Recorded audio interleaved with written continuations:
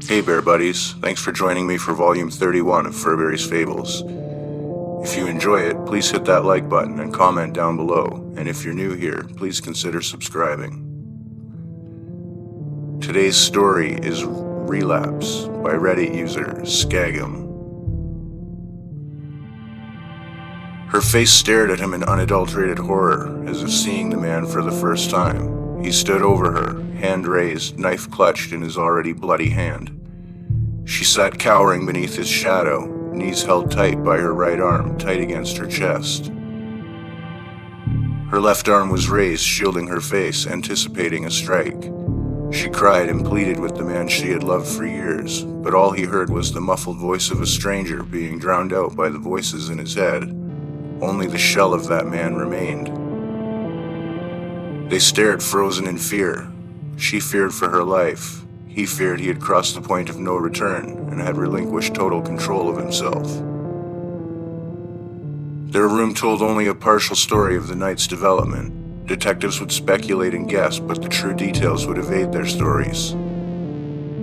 Sure, shards of glass littering the blood-soaked carpet indicated a violent scuffle had taken place that night, but they wouldn't truly comprehend the agony and betrayal she felt after the violent struggle with her boyfriend resulted in her being slammed against the vanity mirror. The shredded curtains laying on the ground suggested a domestic altercation took place, but detectives wouldn't hear her screams of desperation as she gripped them, attempting to free herself from his grasp.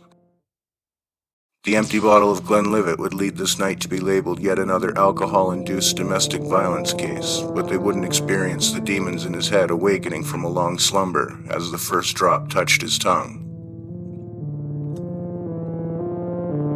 His disbelief and disappointment mutated into rage and anger. 36 months. For 36 months he had controlled his addiction. Holidays, birthdays, graduations, social gatherings, lonely weekends. He had avoided alcohol through all of that.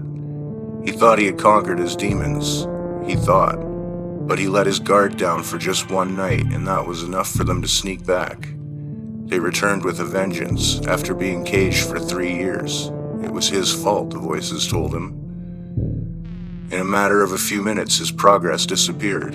He found himself on the verge of committing murder and further ruining his life, and he had no control over any of it. Time froze as the couple stared at each other. She hoped her police had reached him, but he was no longer in the driver's seat. "Do it," said the voices in his head. "You're nothing. This is you. This is who you are," they whispered. For a few seconds, the two lovers stared at each other apologetically, but the voices magnified and regained full control. "I'm sorry," he whispered to her as he relinquished control to the demons in his head. His clenched hand came down swiftly, and then there was silence. The violent scuffle had ended. The room sat still and hushed. Only the voices in his head remained.